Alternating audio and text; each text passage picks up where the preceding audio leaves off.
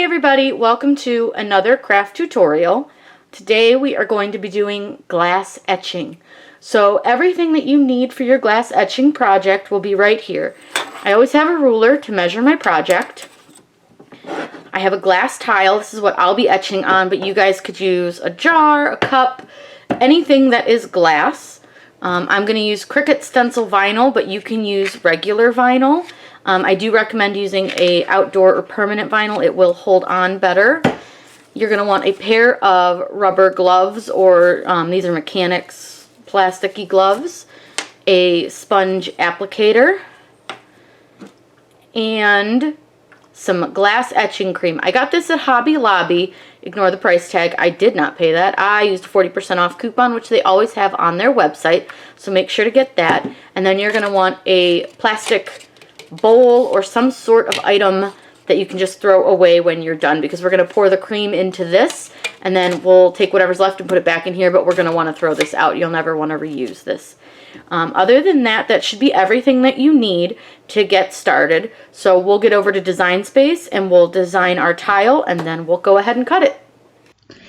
Okay, so now that we have shown you everything that we need to do our glass etching, we are going to go ahead and make a design for it. As you saw, I pre-measured my tile. It's 11.5 by about 2 3/4. So just to make my life easier, I always like to make a template. So I'm just going to open up a shape and I'm going to use a square. I'm going to unlock my square, so we're just going to move it over a little bit, and we're going to click right here where the little lock is and unlock our size. That way we can turn it into a rectangle. So like I said, we know it's about 11.5 by 2 3/4. So we'll just kind of spread it out, and then once you get it kind of close, you can just up here at the top type your exact measurements in, and that's all you have to do. You just type in whatever size you want, so we know that that's 2.75, and hit enter, and then this is the size of our tile. This is just a great way so that you can see what your project will sort of look like on your item. So I think on mine I'm going to put Home is Love. We'll see how that fits. Sometimes you just have to mess with it. So we're just going to go ahead and type it out. I'm going to do mine in all capitals so that it stands out a little bit better. And I'm going to make this a bright color just so we can see it against it a little bit better. Get a better idea of what it looks like. For this, I don't want to use any kind of a swirly font. I want something that's going to be bold so that we can see it really well. So I'm going to go over to Fonts, which is up in the upper left-hand corner, right here, Font. And for me, I always go into my system fonts because those are ones I already own. And I'm just going to scroll until I see something that I like, and I don't like that one. But a lot of times it's just kind of scrolling and finding something that catches your eye. A lot of times it's just a matter of your own personal style. Like I said, for these, I kind of like a thicker, blockier font. Now see this one. I like this elephant. I think this might be the winner. So we're going to go ahead and use this one. Now, for this, I want it to take up as much of the tile as possible. So I'm going to go ahead and click the unlock button just like we did with our rectangle. And I'm just going to spread this out so that it fills as much of the tile as I want it to. Just gives you a better idea of what it's going to look like. I think that looks pretty good because I do want a little bit of a border to it. I don't think I need to letter space this. Some fonts just are very nicely spaced to begin with. I think this is one of those that's pretty well spaced. So we're just going to leave it as is. And then we're going to want to cut this on our, I'm going to use stencil vinyl, which I got from Hobby Lobby. And it's Cricut brand stencil vinyl. So we're going to go ahead and cut with that. I'm going to go ahead and get rid of the square because we don't need it. So you select your square or your rectangle and hit the X. And then with your word, you want to make sure to select the entire word and hit attach, because if you don't, it's going to move all your letters around in a different pattern than what you want it to be. So I'm going to go ahead and click make it, and you can see it's ready on our screen. I'm going to get you guys over so you can see it cutting, and we're going to go ahead and start our glass etching. Alright, we are ready to cut. So all I did was I cut a piece of my stencil vinyl in the right size of what I needed, and then set my dial to custom because I'm using Cricut stencil vinyl. So when you come over to your design space, it's going to ask you what material that you're using, and all you're going to have to do is just find the right material, which you'll just browse all materials and go into vinyl. And I show you this on a couple other videos where you just select stencil vinyl and click done, and then it'll load. It just brings up a screen. It's really easy to use. This is a brand new mat. It's very, very sticky, so hope to God we don't rip this. Go ahead and load your mat. And we're going to go ahead and hit the go button. And it's going to cut out our Home is Love. Now on this one we're going to do a reverse weed. So instead of pulling the large backing off, we're just going to pull off our letters. And for like the O's, we'll leave the centers. That way when we do our glass etching, it leaves all those centers on there, and we can make a really pretty piece. So when we come back, I will weed this off and show you guys how to reverse weed on these, and then we will put it on our project. Okay, we got this all cut out. So the next thing we're going to do is reverse weed, which, like I said, is when we're going to pull the letters off instead of the backing. I always use the little hook tool because you can get under the edge of your letters pretty well with it. And this stencil vinyl is not too hard to see where it's cut. I don't have a light box yet, but I would like to get one. I do think on this stencil vinyl it would be pretty helpful. I don't know if you guys can really, even with the light behind it, see where it's cut. But it's pretty easy to see here on the actual, on the piece itself. You can see where it is cut. So we're just going to go ahead, and you see how on this I'm pulling off the letters and leaving the outside. That's what we want to do for the glass etching, because you're not going to want to see the outside part. We want to see the letters etched. I did pick kind of a skinny font, so weeding this edging part is kind of a pain because it's very, very thin. But when we come back, we will place this on our project, and then we will be able to put our glass etching cream on, and we can get started. Okay, our next step is our transfer tape. I use the contact paper from the dollar store. It's called Magic Cover, and it's just clear transparent. Again, it's from the dollar store, so it's $1 and you get a ton. It works really well for most projects. I will say on holographic or foil vinyls, it does not work very well, and it definitely does not work on the glitter. But it does work pretty well for things like the regular vinyls, the stencil vinyl, things like that. This doesn't have to be 100% perfect, although I don't like the way I laid that. And that's what I like about this, especially on the stencil. If you didn't lay it very well the first time, you can peel it off and relay it. I wasn't paying attention. Trying to do this around a video camera, not the easiest. You just want to make sure that you get your transfer tape on pretty smooth. It doesn't have to be perfect, because when we put it on the tile, it will, you can smooth it out there. Just use your Cricut scraper, and you're just going to want to press all over on your vinyl, and you especially want to make sure that you're pressing the O's and the centers of your letters, so like these little pieces in between your E's and between the S and right here in the M. You want to make sure you're getting those really well pressed in, because when we go to peel this off, we're going to have to peel this very carefully. So you're going to peel the white backing off of your stencil, and your stencil may not stick very well to your contact or your transfer tape, and that's okay because you can guide it with your finger a little bit.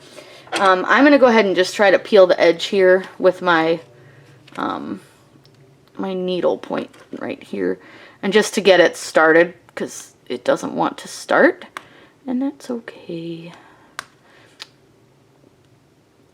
Sometimes this is a bit of a struggle I know you guys have probably been cricketing and things for a long time, and you know exactly what I'm talking about. Sometimes it just does not want to come off the back of your paper.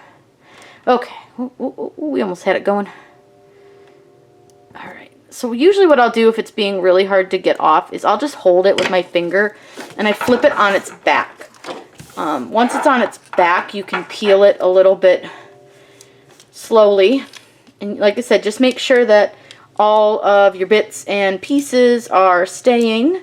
And I'm not sure, you can see it pretty well in the camera, I think, where you can see where the words are. You might be able to see a little bit better that way. But you just want to slowly peel it back.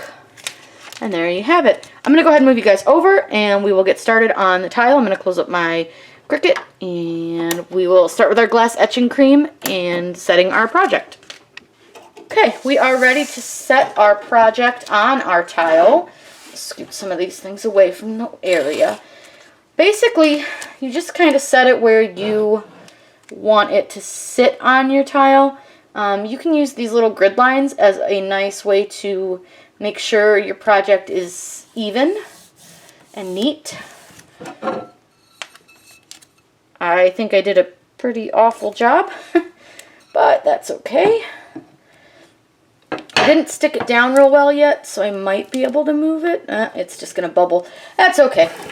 It doesn't have to be perfect. Nobody will notice. So you're going to use your Cricut scraper, and you're going to press down, again, just like we did when we put it on our transfer tape. And you just want to make sure you don't have any bubbles around your letters, because the etching cream will get under those bubbles. So, and it is a little bit slidey, so just be aware of that. So I'm going to go ahead and try to peel off my transfer tape here. And just find an edge of it. And this one you're going to want to work slowly and make sure that all the little center pieces stay on and everything looks nice and not bubbled. But we'll double check for bubbles here right before we get our cream going. So just slowly peel your transfer tape back. Just keep peeling and peeling. Okay. Oh, and we're off. So, once you've gone there, you just want to look around on your stencil for any bubbles. And sometimes holding it up to a light or turning it can help. Now, you can see I have a boatload of bubbles. So, with all the bubbles, we're going to go ahead and just slowly and carefully work our way around all of our letters and do the best we can to get as many bubbles out as possible. So we'll just, if the bubble isn't near your letter, it shouldn't matter because your etching cream won't get under it. But when you have them right next to your letters, like I have a huge one right here by the I, I'm just going to press that one out because that one is going to get the etching cream under it, and then you'll see where it's going to etch kind of funny. And that's why it looks like sometimes when you're doing these and your letters bleed a little bit, it's because you had bubbles around the edges of your letters. So this part really is just time consuming.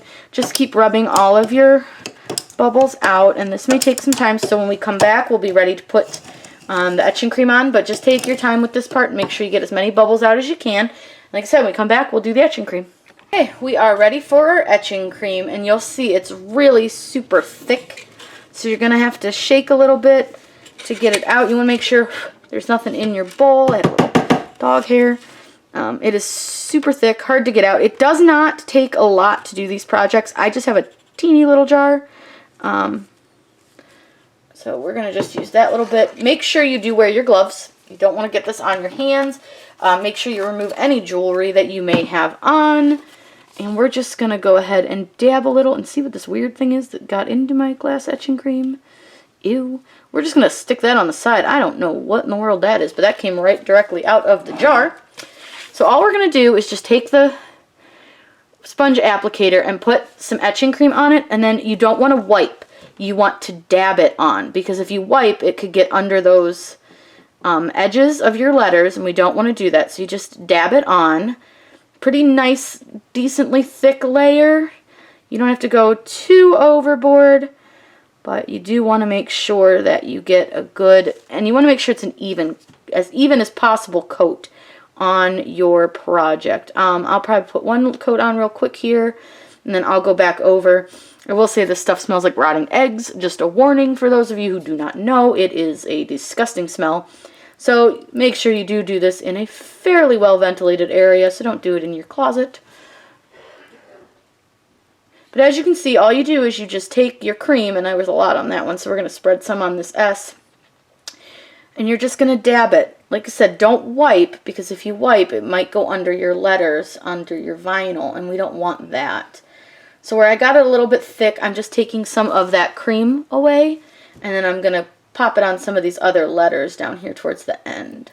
Like I said, I'm going to go back over this because this is not quite enough on here. And you just want to make sure that you're coating your letters really well, and make sure these little edges, because I did use a font that has a little bit smaller of a spot, you just want to make sure that there is quite a bit of etching cream on those spots. As you can see, this really doesn't take a lot of the cream, so the little 2.8 ounce one I got should be used quite a bit. We should be fine. If you get this on anything, make sure that you do wipe it up immediately. It will etch just about anything that you put it on. It does say directly not to use it on Pyrex. It may not work. The directions do say that Pyrex, for whatever reason, I don't know if it's the type of glass they use or the quality of their glass, but it does say directly on the jar of the etching cream that Pyrex dishes are not to be used. I can tell you the exact wording here. Contains ammonia. Will not etch plastic or some Pyrex. I did shake before using.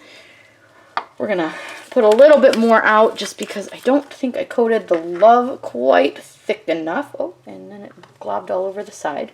This is why you wear gloves, because it likes to glob everywhere.